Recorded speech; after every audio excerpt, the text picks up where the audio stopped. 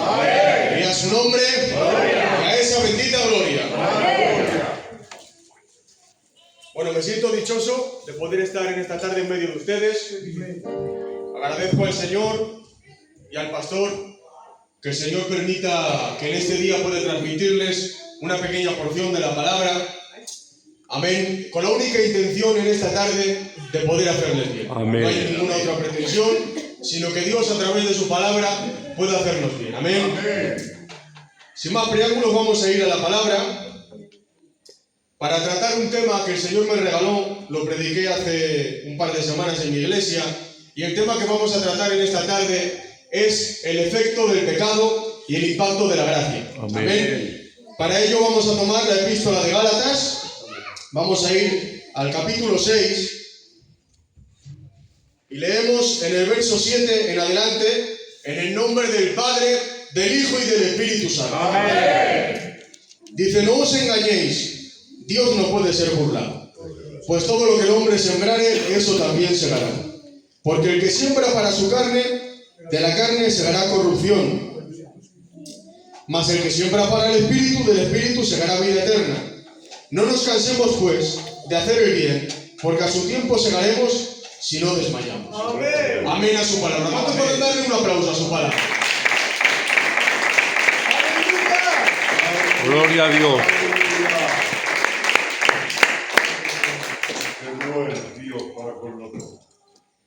Para que podamos ver el contexto, iglesia, de lo que acabamos de leer y podamos ver el verdadero propósito de estos versículos que hemos leído, vamos al contexto de esta carta, cuando Pablo escribe a los Gálatas, a las iglesias de Galacia, para contrarrestar a unos falsos maestros judaizantes que no aceptaban la justificación por la fe. Estos falsos maestros, hermanos, enseñaban de que si los gentiles, los que no eran judíos, querían ser salvos, primeramente se tenían que convertir al judaísmo como uno más, cumpliendo con las leyes y con las tradiciones conforme al rito judío.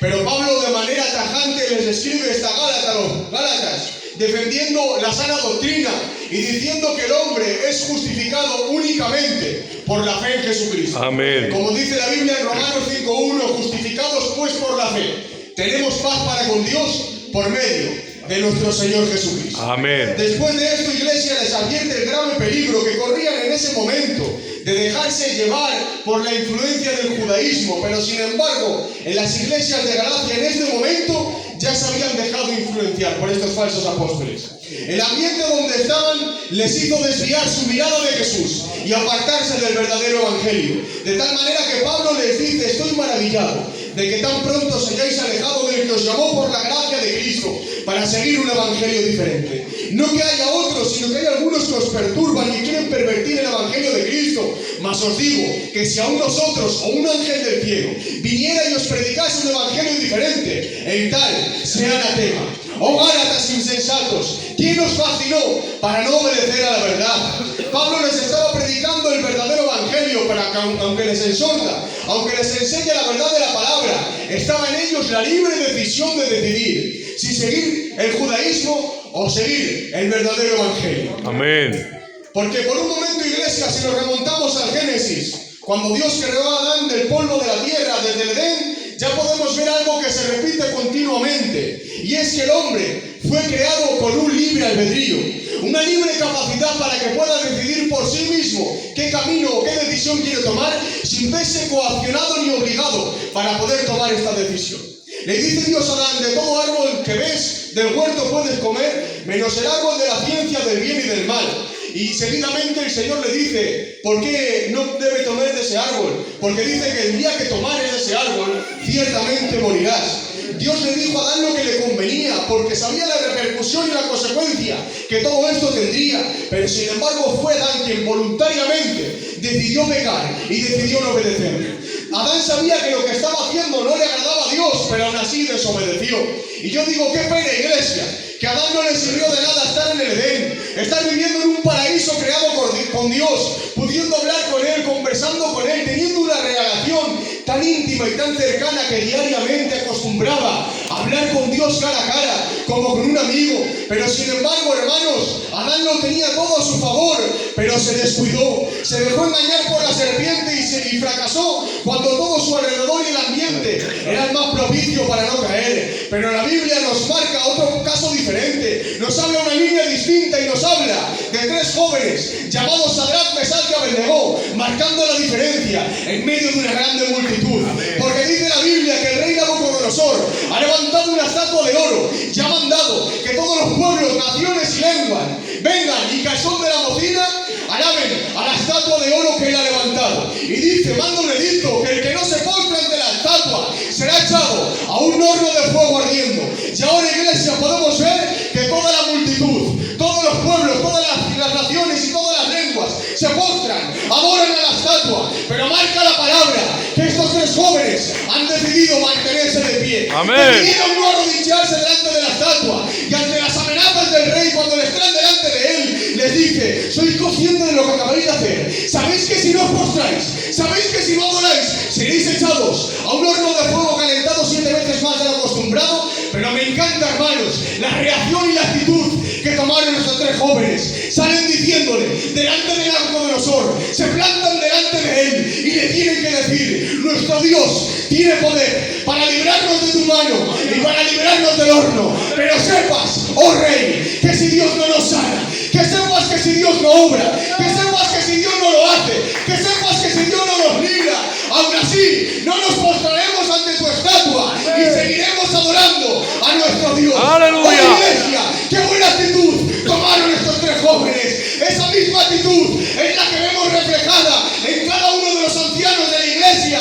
Hermanos, iglesia, que la vida le ha golpeado, que han venido problemas a su casa, que han venido enfermedades, han venido circunstancias críticas, pero en medio de ese dolor, en medio de esa circunstancia, no se han postrado, sino que han dicho como Job, aunque él me matare, en él esperaré, aunque no lo entienda, pero sigo creyendo, aunque no reciba lo que espero, pero sigo confiando, porque mi confianza está puesta en el Señor y no en la circunstancia que me rodea. En el nombre de Jesús. Amén. Gloria a Dios. Amén. Es verdad, hermanos, que el ambiente no era más propicio para obedecer a Dios, pero voluntariamente decidieron mantenerse de pie. Amén. Y cuando son echados al horno de fuego por obedecer a Dios, vemos en la palabra que ahora todos se quedan asombrados y dicen, ¿cómo es posible? Si es que hemos echado a 3. ¿Cómo es posible que haya 4 y el cuarto es semejante al Hijo de los dioses? Amén. Sencillamente, iglesia, porque la obediencia a Dios hay una promesa. Cuando decidimos seguir a Cristo y entregarle nuestra vida, tenemos la plena seguridad de que no estamos solos, sino que Dios está con nosotros. Pero tenemos que entender que el horno no es una obligación, sino que el horno es voluntario. Al igual que los discípulos, cuando dice la palabra que para seguir a Jesús entraron en una barca, y ahora dice la Biblia que en medio de la noche se ha levantado una grande tempestad, de tal manera que las olas cubrían la barca. Porque déjame decirte que seguir a Jesús y obedecerle a Él no te hace estar exento de pasar por problemas, de pasar por tormentas, pero sí te da la plena seguridad de que en medio del horno, en medio de la tempestad, no estás solo, sino que Dios está contigo. Tenemos que tener siempre presente que Dios no busca gente que le siga por obligación, sino que Él busca un corazón dispuesto, un corazón apasionado, un corazón que voluntariamente decida entregarle su vida y seguirle por amor. Porque yo tengo que decir que el Evangelio no es una imposición, sino una relación en el nombre de Jesús. Amén. Fuertes aplausos al Señor. Gloria a Dios.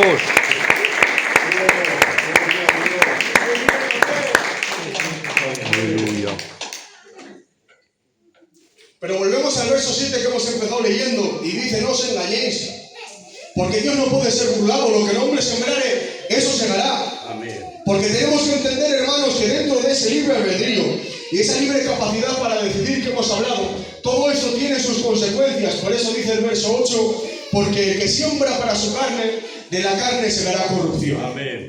Esto lo podemos ver, hermanos, a lo largo de la palabra, desde Génesis a Apocalipsis, cómo desobedecer a Dios tiene sus consecuencias. Porque por causa de esto Adán fue expulsado del Edén, y no solamente eso, hermanos, sino que dice en Romanos 5:12, por tanto, como el pecado entró en el mundo por un hombre, y por el pecado la muerte, así la muerte pasó a todos los hombres, por cuanto todos pecaron. Amén. A raíz de esa desobediencia, hermanos, heredamos una naturaleza caída y pecaminosa, con una concupiscencia, que es el deseo continuo que nos arrastra continuamente hacia el pecado. Por eso dice la Biblia en Santiago 1:13, cuando alguno es tentado, no diga que es tentado de parte de Dios, porque Dios no puede ser tentado por el mal, ni Él tienta a nadie, sino que cada uno es tentado cuando de su propia concupiscencia es atraído y seducido. Entonces la concupiscencia, después que ha concebido, da luz el pecado, y el pecado, siendo consumado, da luz la muerte. Aleluya. Porque déjame decirte, hermano, que darle lugar a la carne tiene sus consecuencias. Por eso Pablo dice, de la carne se hará corrupción. Y aquí, hermanos, la palabra corrupción se refiere al término de degeneración, como sucede cuando dejamos un alimento y entra en la fase de descomposición. Porque déjame decirte, hermano, que el pecado corrompe, el pecado arruina, Claro. el pecado desgasta, el pecado mata, por muy pequeño que sea. Es como un pequeño parásito que dentro te va destruyendo poco a poco. Por eso dice la Biblia en Romanos 6:23, porque la paga del pecado es muerte. Pero aparte de Adán, iglesia, a lo largo de la Biblia podemos ver a muchos hombres de Dios que también cayeron, también desobedecieron y pecaron contra Dios. Pero solamente voy a hablar de dos ejemplos. Podemos ver en la palabra cómo Dios manda a Saúl para llamarlo como rey de Israel. Dice la Biblia que Saúl era un hombre capacitado. Saúl fue ungido y llamado directamente por Dios para gobernar en Israel, para ocupar el trono. Y ahora, iglesia, este hombre que era capacitado, este hombre que tenía unas grandes cualidades para ocupar este puesto, sin embargo, llegó una ocasión en la que Dios le manda una orden. Le manda a destruir y exterminar por completo a Amalek. Y dice la Biblia que Saúl ha ido a la guerra. Saúl ha derrotado a Amalek. Pero dice la palabra que ha perdonado la vida del rey y ha guardado parte del ganado de los amalecitas, sin importarle las consecuencias que todo esto conllevaba, y encima queriendo justificarse.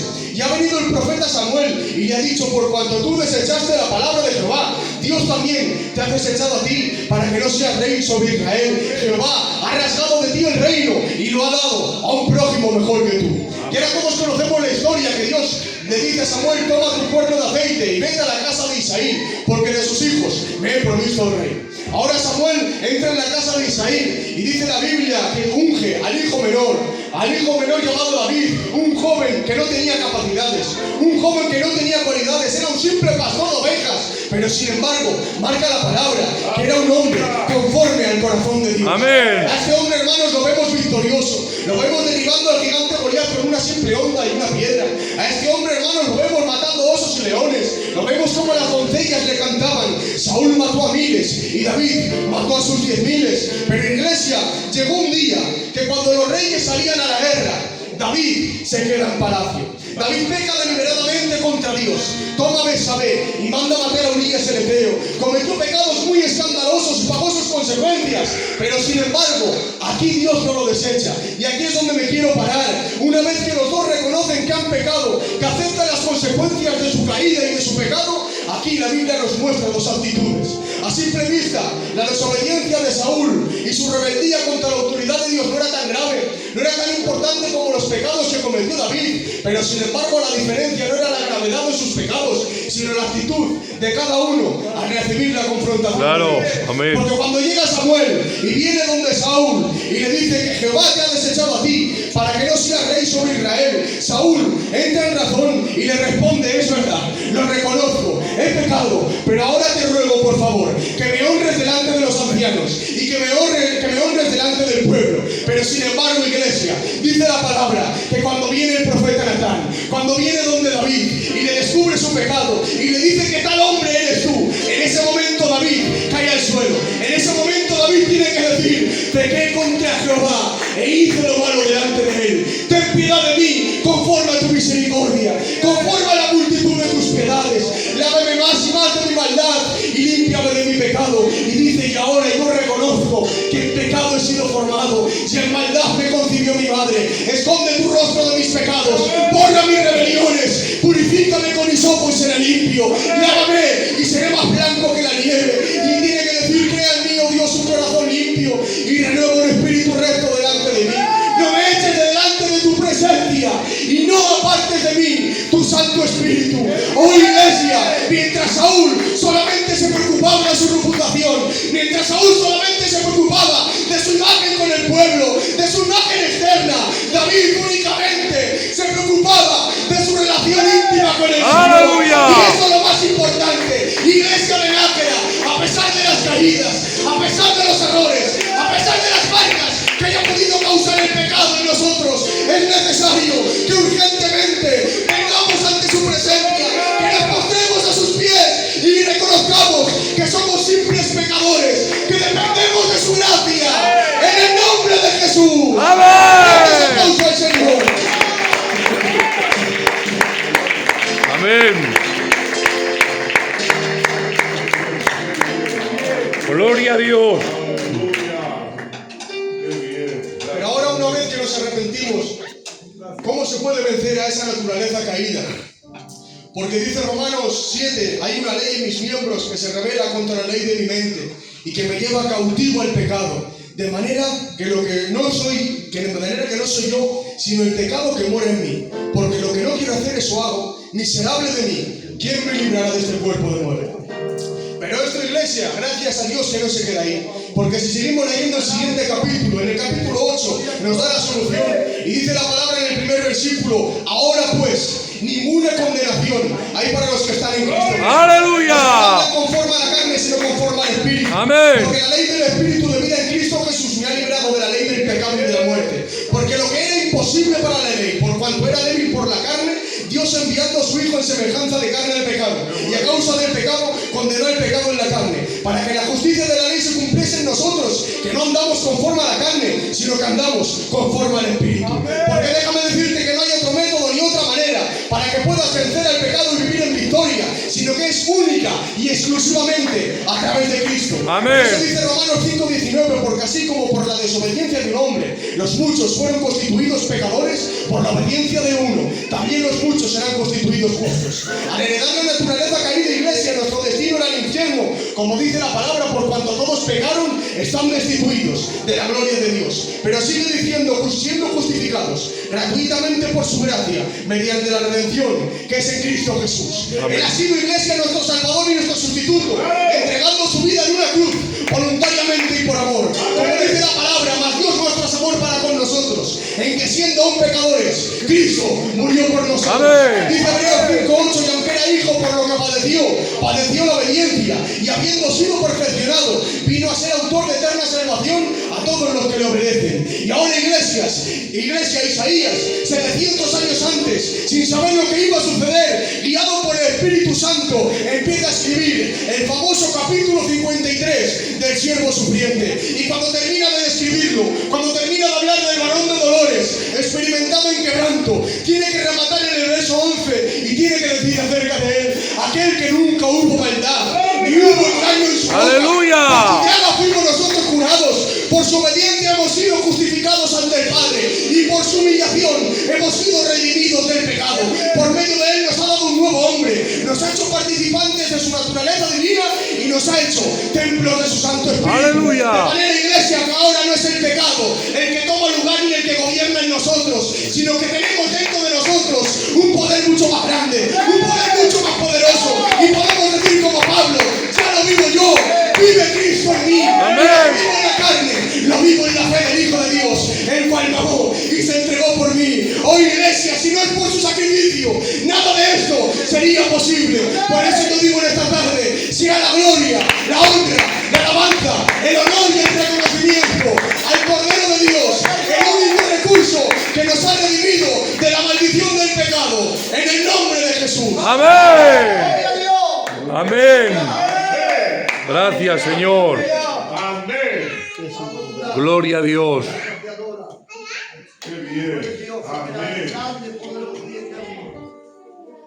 Para terminar, hermanos, haciendo una recuperación de lo que hemos hablado, hemos dicho las consecuencias de la desobediencia, hemos hablado de cómo sembrar para la carne, cómo tiene sus consecuencias, y también de cómo vencer al pecado a través de Cristo. Pero ahora, para terminar, quiero hablar del principal beneficio que tiene la obediencia. Porque les hago una pregunta: ¿qué beneficio tiene ser cristiano? ¿Qué beneficio tiene vivir una vida en santidad? ¿Qué beneficio tiene sembrar en el Espíritu? Medita por favor en esta pregunta.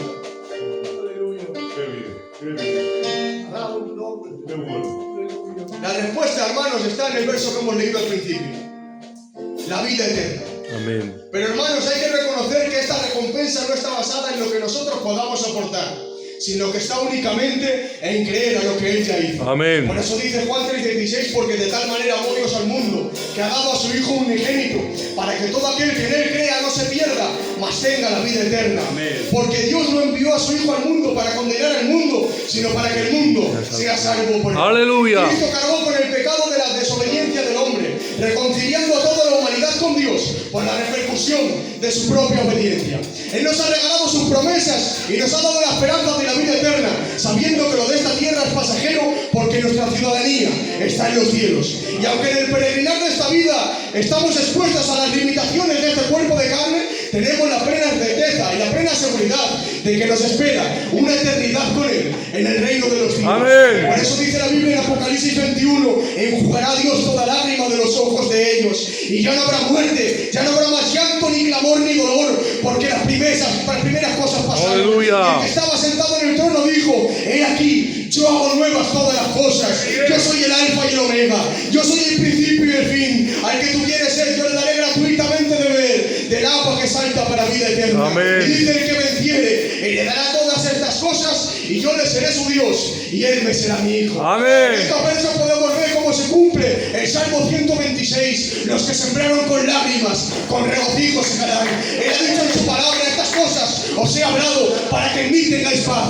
En el mundo tendréis aflicción, pero confiad, yo he vencido al mundo. No hay otra manera, iglesia, no hay otro método, solamente confiar en Dios te hace capaz de tener paz en medio de la incertidumbre. Por eso, iglesia, Pablo, a pesar de la oposición, a pesar de las cárceles, a pesar de todas las adversidades que estaba viviendo por causa del Evangelio, tiene que decir, tengo por cierto que las aflicciones del tiempo presente ¡Claro! son comparables con la gloria venidera que en nosotros ha de manifestarse, porque esta leve tribulación momentánea produce en nosotros un cada vez más excelente y eterno peso de gloria. Pero ahora culmina todo en su carta a los Corintios y les escribe en el capítulo 15, les dice, he aquí os digo un misterio, no todos dormiremos, pero todos seremos transformados. ¡Claro! En un momento, en un abrir y cerrar de ojos, a la final trompeta, porque se tocará trompeta, los muertos serán resucitados incorruptibles y nosotros seremos transformados, porque es necesario que esto corruptible se vista de incorrupción y esto mortal se vista de inmortalidad. ¡Aleluya! Y cuando esto corruptible se haya vestido de incorrupción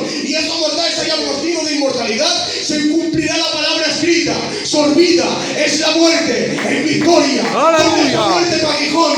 ¿Dónde está sepulcro tu victoria? Ya que el aguijón de la muerte es el pecado y el poder del pecado es la ley. Mas gracias sean dadas a Dios, que nos da la victoria por medio de nuestro Señor Jesucristo. No dice por medio de Moisés, no dice por medio de Abraham, no dice por medio de David, ni siquiera dice que es por medio de la ley o por medio de nuestras obras, porque la victoria no proviene del hombre, ni de lo que nosotros podamos aportar, sino que proviene única y exclusivamente a través de nuestro Salvador Jesucristo. ¡Amén! Por eso yo digo, iglesia de Nájera, más que nunca reivindiquemos la trascendencia de la cruz, ya que al ladrón de la cruz las consecuencias de su pecado le llevaron a morir crucificado como un malhechor. Pero sin embargo, iglesia, marca la palabra que cuando reconoció que era un pecador, cuando reconoció que era culpable, aquí todo cambió. Se encontraba, acompañarme, a la cumbre del Gólgota, crucificado con otros dos, y mientras contemplaba, hermanos, cómo las gotas de sangre recorrían el madero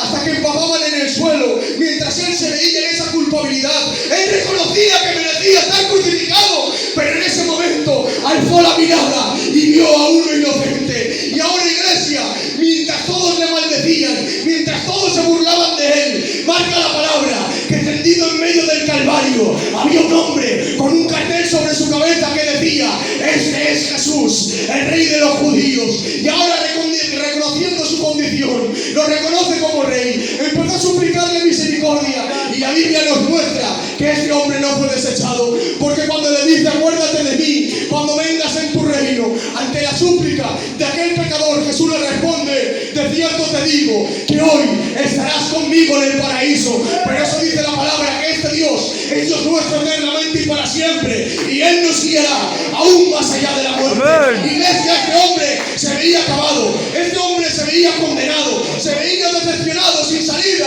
pero no se quedó ahí, porque la cruz no era el final, la cruz era el principio. ¡Claro! El efecto del pecado lo llevó a la muerte, pero el impacto de la gracia lo llevó al paraíso sin merecer. ¡Amén! Por eso, este es el mensaje de esta tarde. Aunque te veas acabado, aunque te veas sin fuerzas, aunque tu fe tambalee, aunque te veas frustrado y no confíes en ti, hoy quiero lanzarte esta palabra de parte del cielo. Sigue luchando, sigue confiando, no tires la toalla, y por encima de todo, no desvíes tu mirada de la cruz, no desvíes tu mirada del crucificado, porque solamente en Él tenemos vida eterna, en el nombre de Jesús.